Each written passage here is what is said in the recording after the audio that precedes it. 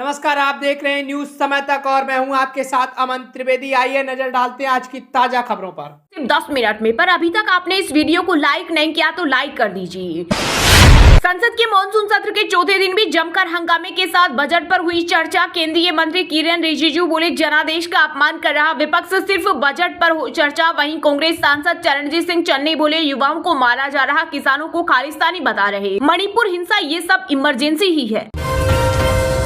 अब पुतिन से नहीं मांगना पड़ेगा S-400 missile defence system. Bharat ने कर ली इजराइल जैसी तैयारी। DRDO ने बैलिस्टिक मिसाइल डिफेंस सिस्टम किया लॉन्च। चीन पाक भरेंगे पानी।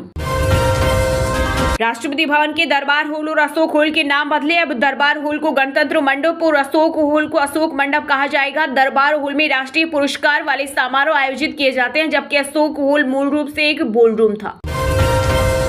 गुजरात में आफत बनकर बरस रही बारिश। हिमाचल में फटा बादल। महाराष्ट्र में बाढ़ जैसे हालत, पानी में डूबी आधी मुंबई। NDRF अलर्ट पर। पुणे में तेज बारिश के कारण स्कूल कॉलेज बंद। 60 से ज्यादा ट्रेनें कैंसिल। यूपी के 50 गांव डूबे। वहीं आज भी उत्तर प्रदेश, राजस्थान समेत 10 राज्यों में भारी बारिश का अलर्ट। जिन खातों में पैसे भेजे बैंकों को, अब उनका भी रखना होगा रिकॉर्ड। 1 नवंबर से लागू होगा नया नियम। RBI ने बैंकों को दिया सख्त निर्देश। जम्मू कश्मीर के कठुआ में सर्च ऑपरेशन के दौरान सुरक्षा बलों के साथ लगी बड़ी सफलता। जैश ए मोहम्मद के 2 सहयोगियों की गिरफ्तारी। दोनों का 8 जुलाई के आतंकी हमले से है कनेक्शन। 3 दिन में सोना 5,000, चांदी 6400 रुपए सस्ती। बीते दिन सोना 974 रुपए गिरकर 69,194 रुपए प्रति 10 ग्राम पर आए। वहीं चांदी 81,801 रुपए प्रति किलो आई। छत्तीसगढ़ में छात्राओं को मिलेगी पीरियड्स में छुट्टी। लो यूनिवर्सिटी ने लागू की मेंस्ट्रुअल लीव पॉलिसी। ऐसा करने वाला प्रदेश में पहला संस्थान। कंगना रनौत की सांसदी पर मंडराए खतरा। लायक राम नेगी ने लगाए बड़े आरोप। बोले, अनुचित तरीके से मेरे नामांकन पत्र को खारिज किया गया। अगर ऐसा नहीं होता तो मैं चुनाव जीत जाता। वहीं हिमाचल हाई कोर्ट ने इस संबंध में कंगना को जारी किया नोटिस। अगर आरोप सिद्ध हुए तो चुनाव होगा रद्द। भारत दौरे पर पहुंचे ब्रिटेन के विदेश मंत्री डेविड लेमी की पीएम मोदी, विदेश मंत्री एस जयशंकर और NSA अजीत डोभाल के साथ हुई द्विपक्षीय वार्ता। भारत और ब्रिटेन ने TSI शुरू करने का किया ऐलान। वहीं टेक्नोलॉजी समेत कई क्षेत्रों में बनी सहमति। लोकसभा में गूंजा अर्धसैनिक बलों के लिए पुरानी पेंशन का मुद्दा। दीपेंद्र हुड्डा ने उठाई आवाज। बोले, अर्धसैनिक बल देश की सुरक्षा करते हैं, यहाँ तक कि संसद भवन की रक्षा का दायित्व भी इन्हीं के कंधों पर। बीजेपी के सामने नीतीश कुमार ने कर दिया सरेंडर। पटना में बोले RJD सुप्रीमो लालू यादव। कहा, सीएम ने बिहार को विशेष राज्य का दर्जा दिलाने का वादा किया था, लेकिन अब केंद्र ने इसे इनकार कर दिया तो उन्हें इस्तीफा दे देना चाहिए। महिलाओं ने बनाया अमेरिका चीन को ओलंपिक टॉपर। अब भारत भी इसी राह पर। पिछले 3 गेम्स में 15 मेडल जीते, जिनमें 7 महिलाओं ने दिलाए। राशन के लिए सुहागिन और पेंशन के लिए विधवा बनी 4,487 महिलाएं। यूपी के गोंडा जिले में हैरान करने वाला गड़बड़ झल्ला आया सामने। खाद्य रसद विभाग ने पूरे प्रदेश में जांच के दिया आदेश। राजस्थान, कोलकाता, जम्मू कश्मीर, देश भर में आम बजट का प्रचार करेगी मोदी सरकार। दूर करेगी जनता का भ्रम। सरकार के मंत्रियों, बीजेपी के पदाधिकारियों और वरिष्ठ नेताओं को मिली जिम्मेदारी। हेनली पासपोर्ट इंडेक्स 2024 की हालिया रिपोर्ट हुई जारी। 103 देशों की सूची में भारत एक स्थान फिसलकर 82वें स्थान पर आया। वहीं पाकिस्तान 100वें स्थान पर पहुंचा और सिंगापुर पहले स्थान पर। खनिजों पर राज्यों को रॉयल्टी वसूलने का कानूनी अधिकार। सुप्रीम कोर्ट के 9 न्यायाधीशों की संविधान पीठ से 8:1 के बहुमत से सुनाया फैसला। केंद्र सरकार को लगा बड़ा झटका। कालीचरण महाराज बोले, मुसलमान बिना थूके नहीं खिलाते पिलाते। रतलाम में कहा, यही उनकी परंपरा। लव जिहाद का बताया इलाज। अब GNSS के जरिए टोल टैक्स के भुगतान में होगी आसानी। नेशनल हाईवे के चुनिंदा सेक्शन पर होगा लागू। केंद्रीय सड़क परिवहन मंत्री नितिन गडकरी ने दी जानकारी। मैंने मोदी योगी समीकरण को यूपी में हरा दिया। सपा प्रमुख अखिलेश यादव के नए दावे से मची सियासी हलचल। साथ ही कहा, जो लोग यूपी में 80 की 80 सीटों का सपना देख रहे थे, वहीं इस राज्य की वजह से बहुमत नहीं हासिल कर सके। दिल्ली विधानसभा चुनाव के लिए बीजेपी ने बनाई रणनीति। 30 सीटों को साधने उतरेंगे 40,000 कार्यकर्ता। इस बार लोकसभा चुनाव में मिले समर्थन से बढ़ा है पार्टी का उत्साह। अभी नहीं थमा नेमप्लेट विवाद। अब कांग्रेस खाने पीने की दुकानों पर लगाएगी संविधान की कॉपी। दरअसल यूपी कांग्रेस की अल्पसंख्यक शाखा राज्य भर में भोजनालय और फूड ट्रकों पर संविधान की प्रस्तावना लगाने पर कर रही विचार। महाराष्ट्र, मध्य प्रदेश, हिमाचल, उत्तराखंड, राजस्थान समेत 16 राज्यों में भारी बारिश का अलर्ट। गुजरात में बाढ़ से 8 लोगों की मौत। एनडीआरएफ तैनात। पुणे में तेज बारिश के कारण स्कूल कॉलेज बंद। 60 से ज्यादा ट्रेनें कैंसिल। यूपी के 50 गांव डूबे। लोकसभा की कार्यवाही के दौरान टीएमसी सांसद अभिषेक बनर्जी ने बजट पर उठाए सवाल। कहा, बजट में बी का मतलब बेट्रियल, यू का मतलब अनएम्प्लॉयमेंट, डी का मतलब डिप्राइव्ड, जी का मतलब गारंटी, ई का मतलब एसेंट्रिक और टी का मतलब ट्रेजेडी। बीजेपी नेताओं से सपा प्रमुख अखिलेश यादव ने बनाई दूरी। बोले, बागियों का हिसाब जरूरी। दरअसल बीजेपी नेताओं के लिए उन्होंने नो एंट्री का बोर्ड लगा दिया। अखिलेश किसी भी सूरत में बागियों को लेने के लिए तैयार नहीं है। मध्य प्रदेश के थार की भोजशाला पर हिंदू मुस्लिम के बाद अब जैन समाज का दावा। कहा, ये हमारा गुरुकुल। सुप्रीम कोर्ट में लगाई याचिका। राजा भोज और जैन कवि का किस्सा बताया। रिलायंस फाउंडेशन की फाउंडर नीता अंबानी दूसरी बार बनी इंटरनेशनल ओलंपिक कमेटी की सदस्य। सर्वसम्मति से हुआ चुनाव। 2016 में पहली बार बनी थी हिस्सा। विधानसभा चुनाव से लेकर बड़े बदलाव तक पर बात। बीजेपी ने बुलाई संगठन के मंत्रियों की 2 दिवसीय बड़ी बैठक। लोकसभा चुनाव की गलती नहीं दोहराने पर फोकस। दिल्ली में अपराध को लेकर आम आदमी पार्टी ने केंद्र सरकार पर बोला हमला। मंत्री सौरभ भारद्वाज बोले, अपराधी खुलेआम सीसीटीवी के सामने वारदात को अंजाम दे रहे, लेकिन एलजी की पुलिस मुखदर्शक बनी हुई है। यूपी पुलिस भर्ती परीक्षा में की चीटिंग तो 1 करोड़ तक का लगेगा जुर्माना और आजीवन कारावास की मिलेगी सजा। ऑपरेशन से डिलीवरी के बाद 4 महिलाओं की मौत। जब भर्ती हुई तब ठीक थी। परिजन बोले, अस्पताल की लापरवाही ने बच्चों से मां छीनी। महिला ने ऑर्डर किया बर्गर, पहली बाइट लेते ही निकला कीड़ा। सोशल मीडिया पर शेयर किया वीडियो। नीट केस मामले में सीबीआई टीम बिहार पुलिस के साथ हजारीबाग पहुंची। 2 संदिग्धों के साथ राज गेस्ट हाउस में छापा मारा। अब तक 36 गिरफ्तार। झारखंड में फूट डालो, राज करो की कोशिश। कांग्रेस प्रभारी गुलाम अहमद मीर ने बीजेपी पर लगाए गंभीर आरोप। कहा, नहीं होने देंगे कामयाब। लोकसभा चुनाव के रिजल्ट से विचलित हो चुकी है भाजपा। रेल बजट में उड़ीसा के लिए 10,586 करोड़ रुपए की घोषणा। 59 railway station Amrit Bharat station योजना में किए गए शामिल।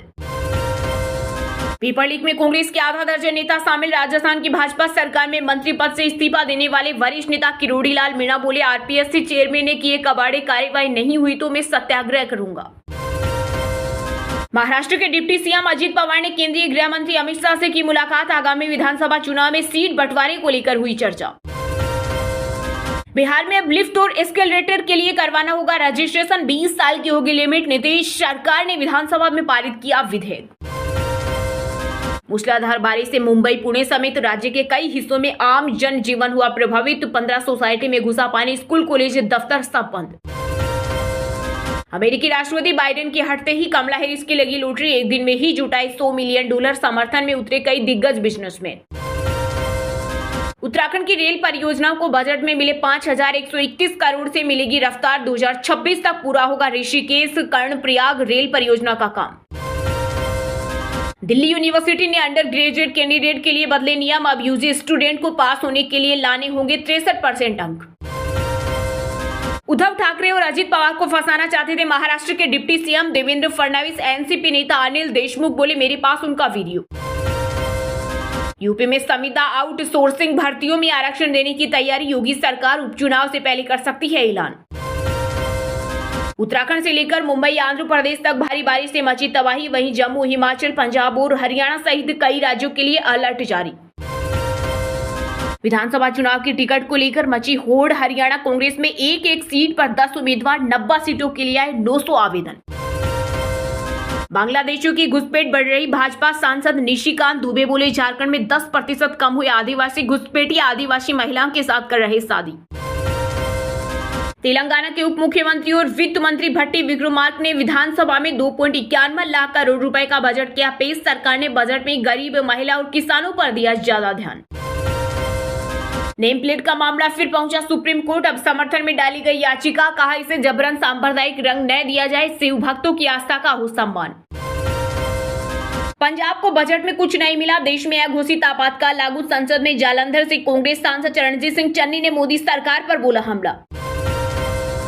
आपसी मतभेद भूलकर 2027 के विधानसभा चुनाव की तैयारी में जुटे विधायक एमएलसी के साथ बैठक में बोले यूपी के सीएम योगी। साथ ही कहा कि प्रतिदिन सुबह अपने कार्यालय पर जनता दर्शन करें। चलिए अब जानते हैं जो आम आदमी के काम की और फायदेमंद खबरें हैं उनको विस्तार से। पर इससे पहले अभी तक आपने इस वीडियो को लाइक नहीं किया तो लाइक कर दीजिए।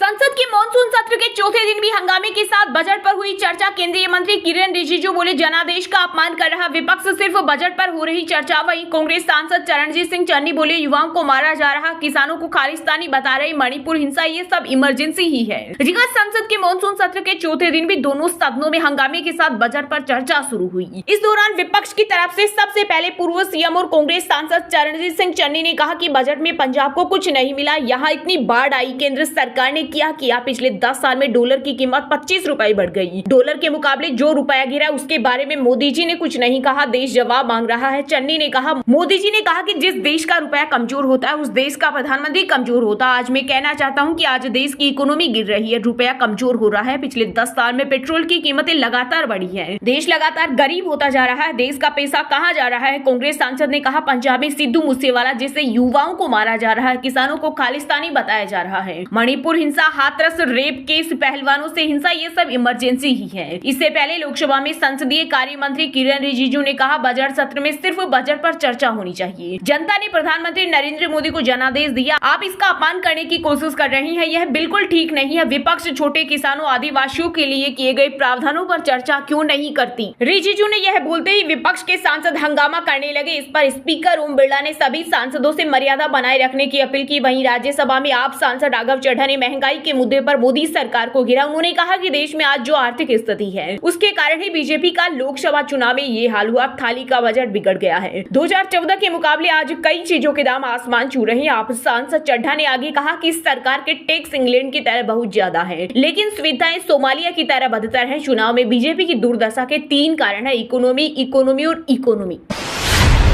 विधानसभा चुनाव से लेकर बड़े बदलाव तक पर बात। बीजेपी ने बुलाई संगठन के मंत्रियों की 2 दिवसीय बड़ी बैठक, लोकसभा चुनाव की गलती नहीं दोहराने पर फोकस। जी हां, लोकसभा चुनाव में मिली हार के बाद बीजेपी आने वाले विधानसभा चुनाव में किसी भी तरह का कोई रिस्क नहीं लेना चाहती। इसी बीच बीजेपी ने संगठन मंत्रियों की 2 दिवसीय बड़ी बैठक बुलाई। बीजेपी मुख्यालय में हो रही इस बैठक में आने वाले विधानसभा चुनाव पर चर्चा होने वाली। इस बैठक में अगले अध्यक्ष को लेकर जो चुनावी प्रक्रिया होगी उस पर भी चर्चा की जाएगी। दरअसल दिल्ली में बीजेपी की 2 दिवसीय संगठनात्मक हो रही है। इसकी शुरुआत गुरुवार से हो गई है। इसमें उन 3 राज्यों को लेकर चुनावी प्लानिंग बनेगी जहां विधानसभा चुनाव होने वाले। हरियाणा, झारखंड और महाराष्ट्र में इस साल के आखिर तक चुनाव होने हैं। तीनों ही राज्यों के बीजेपी नेता इस बैठक में हिस्सा ले रहे हैं और इसके जरिए खुद को एकजुट दिखाने का प्रयास भी किया जाएगा। उम्मीद है कि आने वाले दिनों में बीजेपी के मुख्यमंत्री और डिप्टी सीएम की भी बैठक हो सकती है। वहीं बीजेपी ने हाल ही में संपन्न हुए लोकसभा चुनाव में बेहद ही औसत प्रदर्शन किया। इस बैठक में एक बार फिर से इस पर चर्चा की संभावना है। बीजेपी चुनावी हार से सबक लेते हुए उसे विधानसभा चुनाव में नहीं दोहराने की उम्मीद करेगी। देश के जिन 3 राज्यों में विधानसभा चुनाव होने वाले हैं उसमें सबसे बड़ा राज्य महाराष्ट्र। यहाँ बीजेपी के नेतृत्व वाली महायुति गठबंधन की सरकार है। इसमें शिवसेना और एनसीपी शामिल है। इसका मुकाबला विपक्ष के महाविकास अखाड़ी से है, जिसमें कांग्रेस, शिवसेना और एनसीपी शामिल है। झारखंड की बात करें तो यहाँ भी जेएमएम और कांग्रेस की गठबंधन सरकार है। बीजेपी को उम्मीद है कि जिस तरह से उसने झारखंड के पड़ोसी राज्य छत्तीसगढ़ में सरकार बनाई है वैसे ही वह वहां भी बना लेगी। वहीं हरियाणा में बीजेपी की राह मुश्किल नजर आ रही है। कांग्रेस इस वक्त हरियाणा में मजबूत नजर आ रही है और दूसरी ओर बीजेपी बिखरी सी है। बीजेपी को चुनावी जीत के लिए जनता का भरोसा एक बार फिर से जीतना होगा। यहाँ पर जमीनी रूप से काम करने की जरूरत है। मिनिमाइज समीकरण को यूपी में हरा दिया। सपा प्रमुख अखिलेश यादव के नए दावे से मची सियासी हलचल। साथ ही कहा जो लोग यूपी में 80 की 80 सीटों का सपना देख रहे थे वह इसी राज्य की वजह से बहुमत नहीं हासिल कर सके। जिसका समाजवादी पार्टी के राष्ट्रीय अध्यक्ष अखिलेश यादव ने राज्यसभा सांसद कपिल सिब्बल को दिए गए एक साक्षात्कार में कहा कि पूरा देश ऐसे ही परिणाम का इंतजार कर रहा था जो साल 2024 के लोकसभा चुनाव में आए हैं। उन्होंने दावा किया कि यूपी की वजह से भारतीय जनता पार्टी को केंद्र में बहुमत मिला है। सपा प्रमुख ने कहा कि जनता ने हमें सहयोग किया। जहां वो 80 में 80 सीटें जीत हासिल करने का दावा कर रहे थे वहां यूपी की जनता ने उन्हें रोका। जो जानना चाहती थी वह हमने मुद्दे उठाए। लोकसभा क्षेत्र में लोग जिस नेता को चाह रहे थे हमने उससे प्रत्याशी बनाया। परिणाम यह हुआ कि पीएम मोदी अपने संसदीय क्षेत्र में जीते भले ही हो लेकिन वोट से हार गए। कन्नौज सांसद ने कहा कि यूपी बीजेपी में सिर्फ 2 नेताओं की लड़ाई नहीं है बल्कि दिल्ली और लखनऊ के बीच टसल। कपिल सिब्बल ने एक सवाल के जवाब में टिकट वितरण पर अखिलेश ने कहा कि बीजेपी हम पर आरोप लगाती थी हमारे पास केवल माई वोट समीकरण था, लेकिन मुझे बीजेपी के माई यानी मोदी और योगी को हराना था, इसलिए रणनीति बदली और पीडीए की ओर आगे बढ़े। अखिलेश ने कहा, हमने आरक्षण संविधान का मुद्दा उठाया और इसका परिणाम यह हुआ कि जनता हमारे साथ जुड़ी है। जो लोग यूपी में 80 की 80 सीटों का सपना देख रहे थे, वह इसी राज्य की वजह से बहुमत नहीं हासिल कर सके। सपा नेता ने आगे कहा कि बीते कुछ समय से हम चुनाव हार रहे थे, हमारे पास बीजेपी के बराबर संसाधन नहीं है, इसलिए हमने अपने कार्यकर्ताओं को बूथ तक जोड़ने का संदेश दिया, जिसका परिणाम आज हमारे सामने। अखिलेश ने आरोप लगाया कि चुनाव में प्रशासन उनके साथ था, बीजेपी के सहयोगी दल जमीन पर लोगों को भड़का रहे थे।